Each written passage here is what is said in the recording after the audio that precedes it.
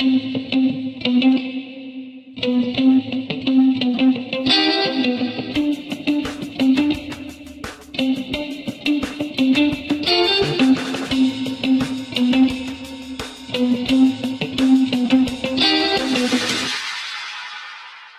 message, c'est mieux ensemble. Si vous prenez des notes, vous pouvez marquer mieux ensemble. Et je voudrais parler un peu de nos relations. C'est suite au message de dimanche dernier où j'ai parlé de nos paroles, l'impact de nos paroles, qu'avec notre bouche, on peut prononcer des paroles qui sont source de bénédiction et en même temps les paroles qui sont source de malédiction. Et la puissance de nos paroles, qu'on fasse attention à ce que nous disons et que ce soit une source d'encouragement et bénédiction pour ceux qui nous entendent. Et voilà, donc je ne vais pas refaire le message de dimanche dernier, mais j'ai pensé que ça peut être très bien si par la suite, dans un suivi logique, on parle de nos relations et vivre mieux, et pour dire que, et ça c'est le titre, on est mieux ensemble. Il y a la possibilité de vivre notre foi en isolation, à la maison. Il y a moins de risques d'être contrarié, c'est vrai. Mais on est mieux ensemble. Alors, par introduction, Dieu est un Dieu qui est relationnel.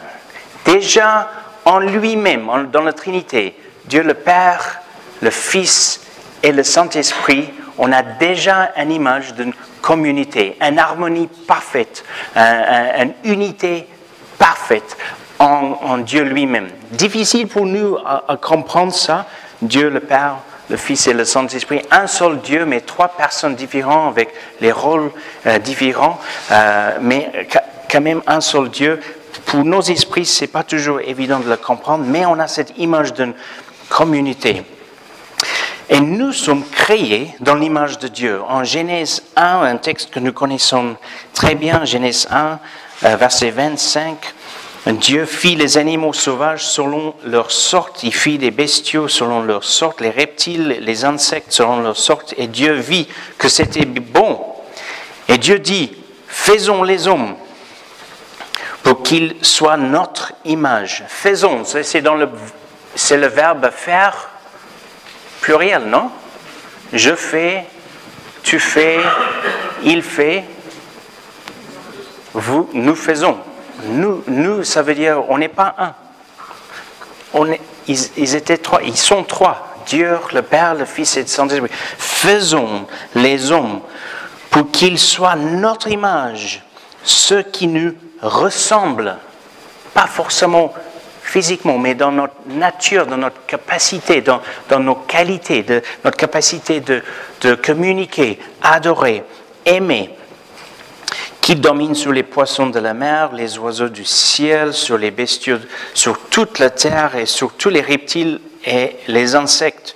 Dieu créa les hommes pour qu'ils soient son image. Oui, il les créa pour qu'ils soient l'image de Dieu. Il les créa hommes et femmes.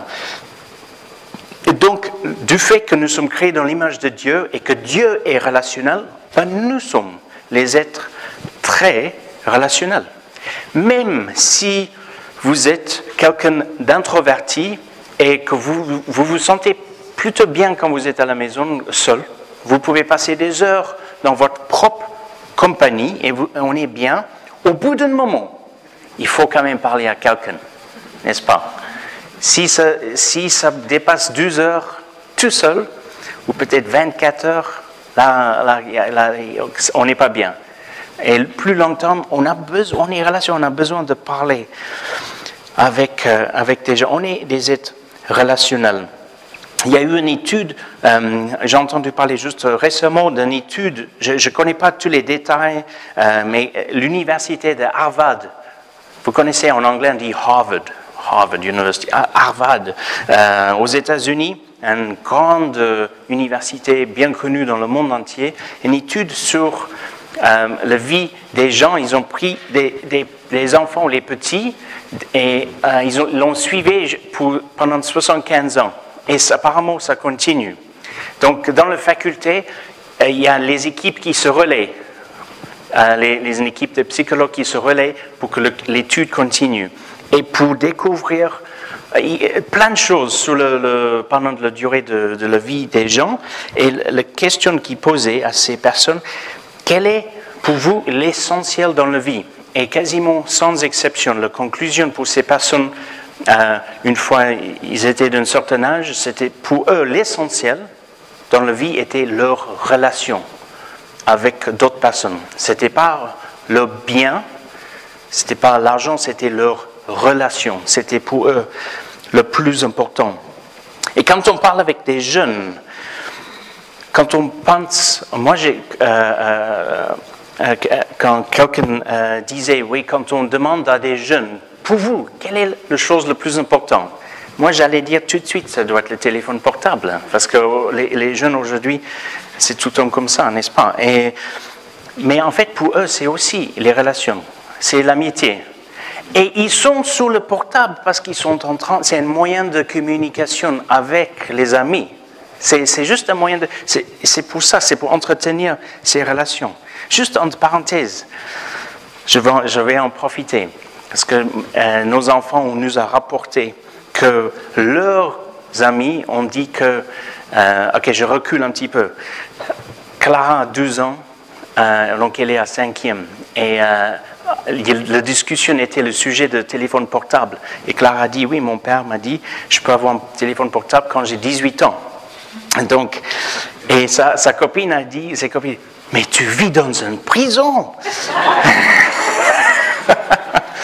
J'ai dit, Clara, est-ce que tu te sens vraiment malheureuse? Tu chantes, tu danses, tu fais du tennis, tu loues le Seigneur, tu viens à l'église, tu as des copines, tu fais du roller, tu fais du sport, tu travailles bien à l'école. Est-ce que tu te sens malheureuse? Je dis, non, je suis très heureuse. Je dis, voilà. Alors je dis, peut-être on verra, peut-être ça sera plus tôt, peut-être quand elle a 16 ans, on verra, je ne sais pas. Je ne sais pas. Pas un smartphone, un téléphone ordinaire, simple. Mais s'il doit faire un camp ou quelque chose, on peut lui prêter un téléphone s'il a besoin de nous contacter s'il y a une urgence. Il y a des fois, ça peut être très pratique. Mais quand quelqu'un vient à la maison et il sonne à la porte, moi, je peux jouer mon rôle de parent, de papa, et je peux ouvrir la porte, et si c'est un jour, ça sera sans doute un garçon, peut-être, je dis. Bonjour, et vous êtes qui? Alors, voilà, je peux contrôler qui vient et qui sort de la maison. Si le téléphone sonne, le fixe, je peux répondre. Et je connais les amis de nos enfants. Je commence à reconnaître même les numéros de téléphone. Je vois le numéro de téléphone. C'est Léa, voilà, je donne à Clara si c'est Léa. Et je connais leurs amis et je connais leurs parents aussi, les parents les amis de nos enfants. Donc je connais le contexte, je sais comment ça se passe. Je peux jouer mon rôle de papa et être un peu comme un portier, un peu dans l'Ancien Testament, les anciens qui étaient assis à la porte de la ville, ils contrôlaient qui rentrait, qui sortait. Si quelqu'un avait une maladie, comme la lèpre, je disais, attendez, vous ne pouvez pas rentrer dans la ville comme ça. Ils avaient voilà, mais un téléphone portable, je ne peux pas contrôler qui a accès à ma fille. Et il y a beaucoup d'études qui montrent que les jeunes ont besoin de sommeil pour que leur système nerveux se restaure. Parce qu'ils sont en train de prendre plein de choses. Et quand ils arrivent à la maison, c'est bien qu'ils se déconnectent un petit peu de l'école, qu'ils se déconnectent un petit peu de leurs copains, les remarques, les conversations. Et c'est un temps de famille, c'est un temps de travail, c'est un temps de aider maman, papa avec quelques corvées et faire les devoirs et peut-être un peu de sport, mais un petit peu de déconnexion, on prend un peu de distance. Mais tandis que si au moment où nos enfants veulent s'endormir, c'est 10 heures et ting, il y a un message et peut-être c'est un message méchant ou c'est une méchanceté par rapport à quelqu'un d'autre, ça fait trottiner ça trottine dans la tête et ça fait activer l'esprit et après on dort mal et on est distrait, on est très distrait. Bien sûr, on peut éteindre, mais quand on rallume, il y a des messages qui viennent. Je pense qu'il y a des âges appropriés. pour toute chose. Il y a un âge approprié et que le Seigneur nous donne la sagesse, parce que la Bible ne nous dit pas à quel âge il faut donner un téléphone portable à nos enfants. Donc que le Seigneur nous donne sagesse. Je ne cherche pas à imposer une règle dans cette église. Je partage juste notre démarche, notre réflexion sur le sujet, parce que il y a plein de choses qui se passent dans la vie de nos jeunes et des fois on est un peu déconnecté. Et pour terminer, il y a un collégien qui a parlé à notre fils a 10 ans. Donc il joue foot avec les grands parce qu'il joue bien. Et après il y a un collégien qui dit « Hey Peter, il faut que tu ailles sur tel site. » Il a suggéré un site pornographique à notre fils. Je dis, attends, en fait ça m'a choqué parce que la première fois j'étais confronté à ce genre de choses, Internet n'existait pas et j'étais au lycée. J'étais dans mon année de bac, j'avais presque 18 ans. C'est la première fois. J'ai dû dire non, je ne veux pas voir. Un copain qui avait un magazine, non, je ne veux pas voir. Mon fils a 10 ans, on lui suggère un site de pornographie, qu'on prie pour nos enfants et qu'on se reste proche avec nos enfants, qu'on entretient la communication et on leur partage ce que la Bible enseigne. Pas d'une façon, voilà, fais ça, ne fais pas ça, mais avec beaucoup d'amour. Ok, je ferme les parenthèses. Voilà, donc, les relations. L'essentiel pour la plupart entre nous. La Bible nous dit en Ecclésiaste chapitre 4, verset 9, « Mieux vaut être à deux que tout seul. On tire alors un bon profit de son travail. » C'est mieux, n'est-ce pas? Quand on travaille seul, on fait les choses seul. Et quand j'étais dans la marine, on a tous fait une formation de pompiers marins, parce que quand on est parti en mer, s'il y a un incendie à bord, et comme c'est un bateau de guerre, il peut avoir un incendie, si on reçoit un obus ou quelque chose, on doit éteindre le feu nous-mêmes. Donc on fait cette formation, et on envoie la première équipe d'attaque qui met les vêtements spéciaux, l'oxygène, tout, et ils rentrent dans le compartiment où il y a le feu. On les envoie toujours à deux. Toujours à deux. Et parce que toutes les études ont montré que si on envoie un seul homme, et il part dans le couloir avec son lance-incendie, et au bout d'un moment, il y a la fumée, il y a la chaleur, il devient désorienté, il y a la peur qui monte. Et c'est normal, c'est tout à fait normal. Et notre cœur bat tellement. On veut juste lâcher comment on dit? Le lance mais quand il y a quelqu'un juste derrière toi, et lui aussi il a un lance. Le premier il fait un mur pour protéger de chaleur, et l'autre il a un lance qui va droit, et il est juste, et on le sent, il est juste derrière nous, et on avance très bas pour approcher le feu, et on ne pense pas à la peur on attaque le feu. À deux, on est mieux. Mais pas toujours évident. Pas toujours évident à réussir nos relations. Ça demande un investissement de temps et c'est une zone de risque aussi. On met deux personnes ensemble, on prend personne A et personne B. Les deux qui ont chacun gagné un concours les plus gentils. Personne A le plus gentil en Europe, personne B le plus gentil en Asie, ou je ne sais pas. On le met ensemble.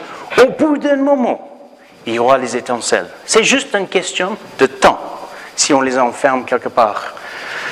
Parce que on est comme ça.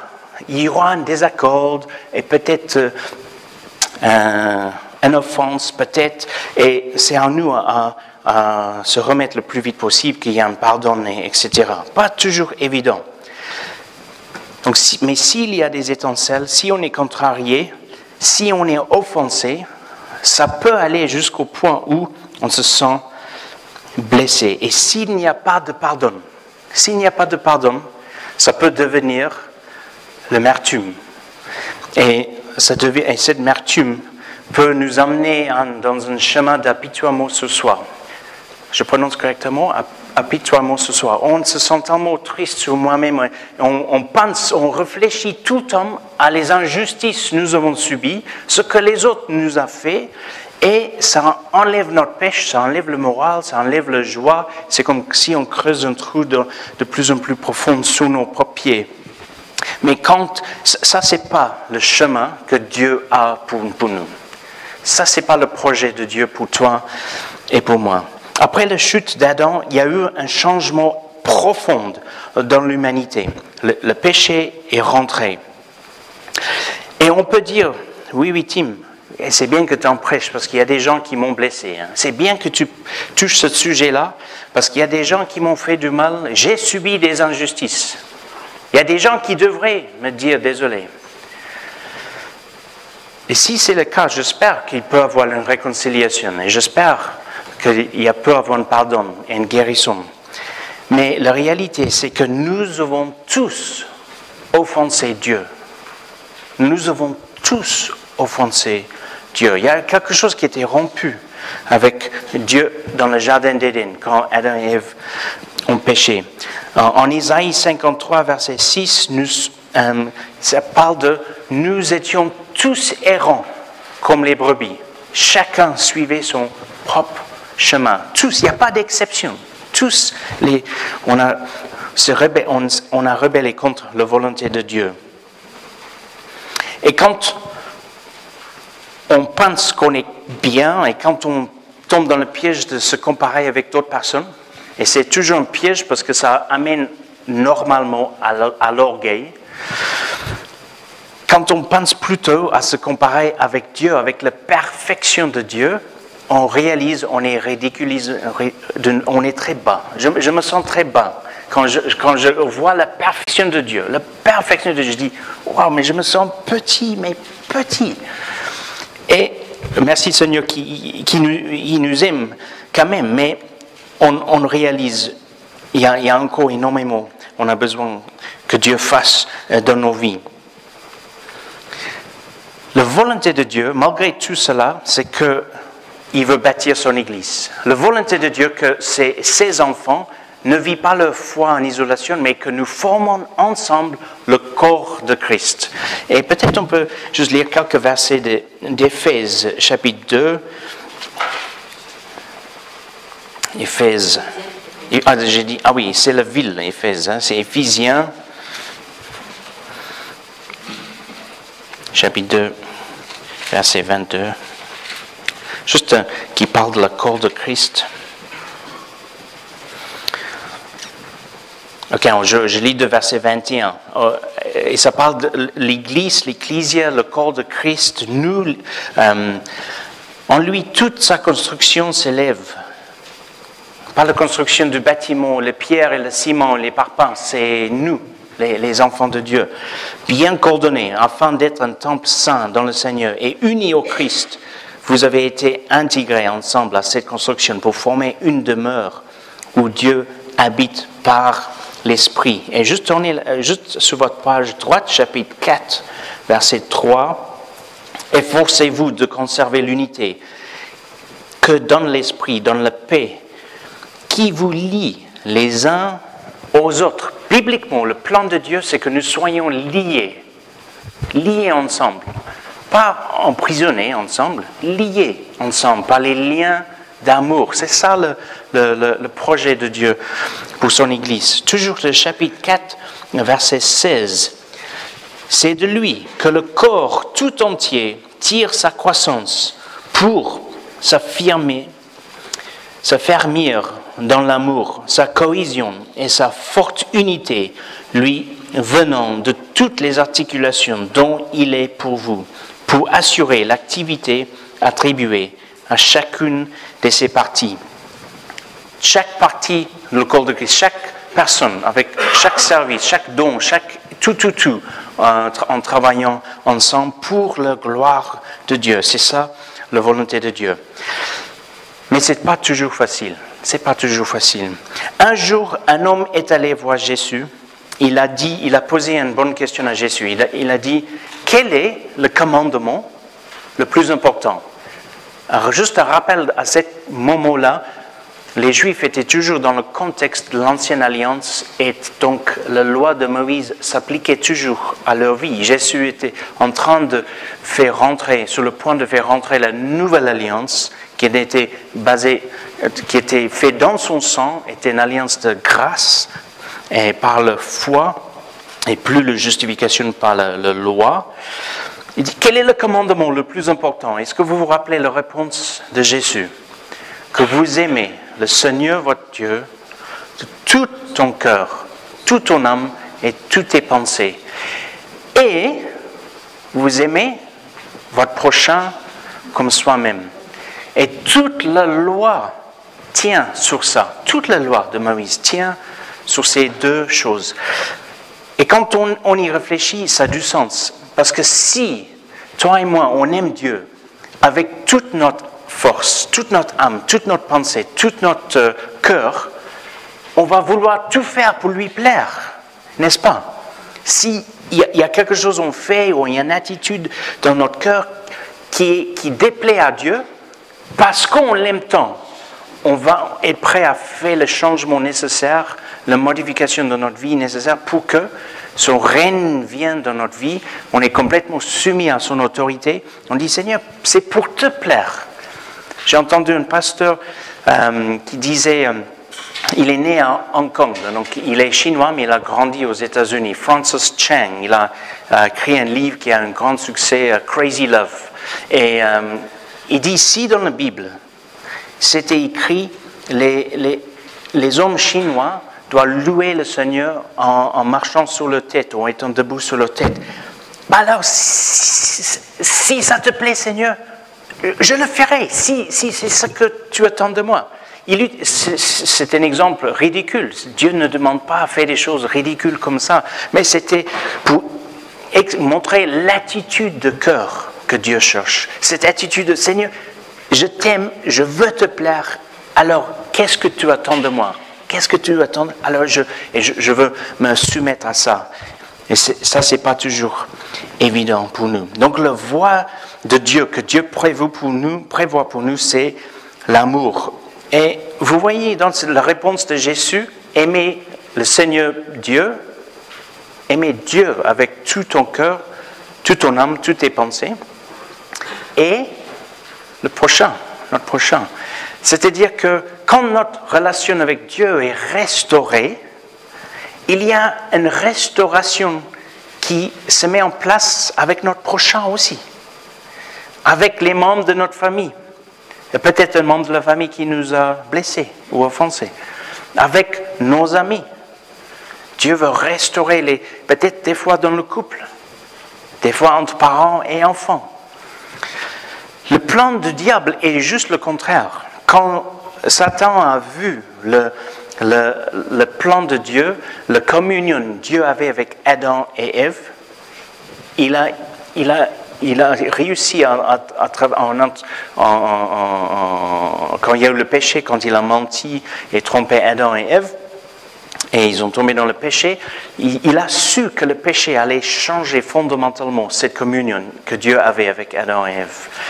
Et on remarque que la première génération, après Adam et Ève, leurs enfants, leurs fils Cain et Abel, comment dit-on? Abel. Et il y a le moment où ils présentent leur sacrifice à Dieu. Dieu prend plaisir dans le sacrifice d'Abel, pas celle de Cain. Et au lieu que Cain devait se mettre en question, juste aller devant Dieu et dire, Seigneur, je ne sais pas pourquoi ça ne t'a pas plu. Qu'est-ce que je dois changer? Quelle attitude tu cherches? Qu'est-ce que tu veux que je fasse? Mais non, il y avait l'orgueil, et après il y avait la jalousie, après il y avait la colère, et il y avait la violence. Et Cain a tué son frère, le premier meurtre, et depuis, il y a du sang sur les mains des hommes. Chaque génération, depuis ce moment, chaque génération, le XXe siècle, on était au sommet de notre connaissance, notre science, notre philosophie. Il n'y a jamais eu autant de personnes tuées dans le XXe siècle. Et les génocides, etc. horrible, c'est incroyable. Il y a du sang sur les mains des hommes. Parce que le diable veut surtout rompre et briser notre relation avec Dieu et empêcher les hommes et les femmes d'être en communion avec Dieu et par la suite s'aimer énormément de souffrance entre les hommes et qu'on a des très mauvaises relations entre nous. Mais la voie de Dieu est l'amour. Aimer Dieu, toute ton âme, toutes tes pensées, tout ton cœur et ton prochain comme soi-même. La solution, c'est que Dieu guérit nos cœurs. Quand on met notre foi en Jésus, la Bible nous dit on est né de nouveau, on devient une nouvelle créature. Et il y a un texte, on peut regarder ensemble, 2 Corinthiens chapitre 5. Je voudrais vous montrer un ordre chronologique auquel je n'ai pas fait attention avant. 2 Corinthiens chapitre 5.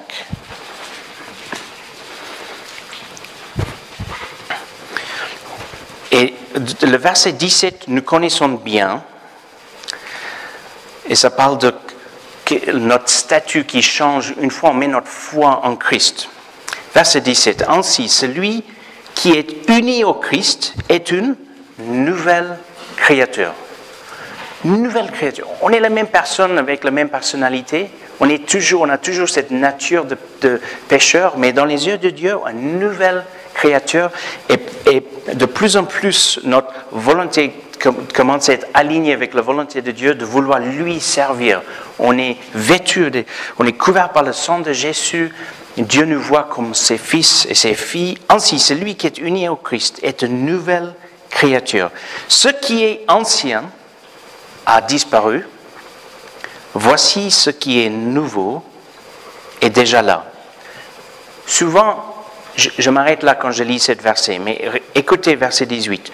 Tout cela est l'œuvre de Dieu qui nous a réconciliés avec lui par le Christ et qui nous a confié le ministère de la réconciliation. Génial. Merci Seigneur. Vous voyez là, on met notre foi en Christ, on devient une nouvelle création. Une nouvelle création, dans le sens spirituel. Le corps, il est là, il vieillit, tout, mais dans notre être intérieur, on est une nouvelle créature, on reçoit la vie éternelle. Et on parle de la régénération. Il y a quelque chose qui est régénéré, quelque chose qui était mort en nous, qui est régénéré par l'Esprit de Dieu. Et tout de suite après, qu'est-ce qui se passe tout de suite après? La réconciliation. Nous sommes réconciliés avec Dieu par Christ, pas par d'autres moyens, pas par la gentillesse ou la bonté ou le, comment on dit, quand on, l'ultraouisme, c'est pas l'ultraouisme, c'est par Christ. Et après, on reçoit le ministère de la réconciliation. C'est-à-dire, on a chacun ce ministère de pouvoir être réconcilié avec notre prochain.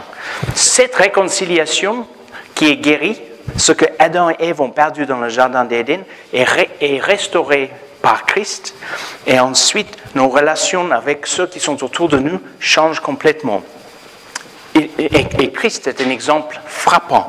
Au moment où il est sur la croix, on a fait toutes les horreurs, à lui déchirer sa barbe, cracher dessus, insulter, mis les clous, il était innocent. Et qu'est-ce que Jésus dit? Père, pardonne-les, ils ne savent pas ce qu'il fait. Quand quelqu'un me fait du mal, quand quelqu'un m'insulte, il y a quelque chose qui s'élève en moi, je vais symboliquement l'appeler Pharaon. C'est la tête de Pharaon qui se lève en moi, mais c'est Tim, le vieil homme, qui veut se lever. Je dis, qu'est-ce quoi? Je veux réagir. Mais quand Christ règne en nous, on a une autre façon d'agir avec ceux qui sont autour de nous.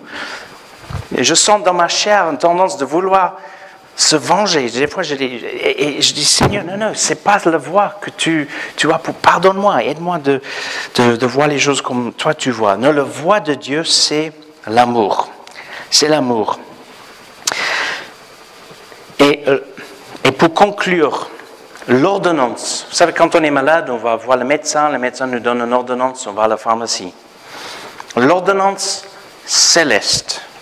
Il n'y a pas que un, il y a beaucoup, mais l'ordonnance céleste pour une terre qui est malade, pour les relations entre hommes qui est assez malade, est en 1 Corinthiens 13 qu'on peut lire ensemble. Paul écrit ce texte aux chrétiens à Corinthe parce que entre eux, il y avait des très mauvaises relations. Ils étaient enfants de Dieu, mais ça n'allait pas entre eux. Et Paul doit les rappeler de qu'est-ce que c'est l'amour et qu'est-ce que l'amour n'est pas. En effet, verset 1, supposons que je parle les langues des hommes et même celles des anges. Si je n'ai pas l'amour, je ne suis rien, et plus qu'une trompette claironnante ou un cymbale bruyante. Supposons que j'ai le don de prophétie, que je comprenne tous les secrets et que je possède toute la connaissance. Supposons même que j'ai dans toute sa plénitude la foi qui peut transporter les montagnes. Si je n'ai pas l'amour, je ne suis rien. Si même je sacrifie tous mes biens et jusqu'à ma vie pour aider les autres au point de pouvoir m'en vanter, si je n'ai pas l'amour, cela ne me sert de rien. L'amour est patient. Il est plein de bonté. L'amour. Il n'est pas envieux. Il ne cherche pas à se faire valoir. Il ne s'enfuit pas d'orgueil. Il ne fait rien d'inconvénient. Il ne cherche pas son propre intérêt. Il ne s'aigrit pas contre les autres. Il ne trempe pas le mal. L'injustice l'attriste, la vérité le réjouit. En toute occasion, il pardonne. Ouh, là c'est dur, hein? C'est difficile, pas toujours évident pour moi. En toute occasion, il pardonne. Il fait confiance, il espère, il persévère. L'amour n'aura pas de fin. Les prophéties cesseront, les langues inconnues prendront fin et la connaissance particulière cessera. Notre connaissance est partielle et les partiels sont nos prophéties. Et voilà, ça continue. Mais on comprend le sens. Le plan de Dieu, la volonté de Dieu, c'est que nous vivons notre foi ensemble. C'est une zone de risque. C'est une zone de risque. Et des fois, j'ai entendu une fois Andrew Thompson, notre ancien pasteur en Afrique du Sud, dire « C'est juste une question de temps où je vais te décevoir et tu vas t'offenser par moi. Donc, si ce n'est pas encore arrivé, venez devant, parce que comme ça c'est fait. » C'était juste son humour. Mais malgré ça, on peut se pardonner. Déjà dans le couple, il y a des fois où on doit communiquer, on doit se pardonner, on doit être réconciliés. Nous avons été réconciliés avec Dieu par le Christ. Dieu nous donne le ministère de la réconciliation avec les gens autour de nous. Si quelqu'un t'a blessé, profondément blessé, et eux, ils ne cherchent pas à te dire désolé, cette personne ne cherche pas à dire oh, je suis désolé, il ne veut même peut-être pas te parler. Peut-être ça va être impossible d'être réconcilié. On n'est pas maintenant obligé d'inviter cette personne pour le barbecue tous les samedis. Hein. C'est pas ça l'amour dans ce contexte-là. Mais on peut les pardonner quand même. Et ça nous libère, ça nous décharge, ça enlève un poids, ça nous permet d'avancer. Et ça enlève toute racine d'amertume qui peut germer dans nos cœurs. Donc je vous invite à vous lever, on va juste prier ensemble. Et pour terminer ce message, on va juste prier.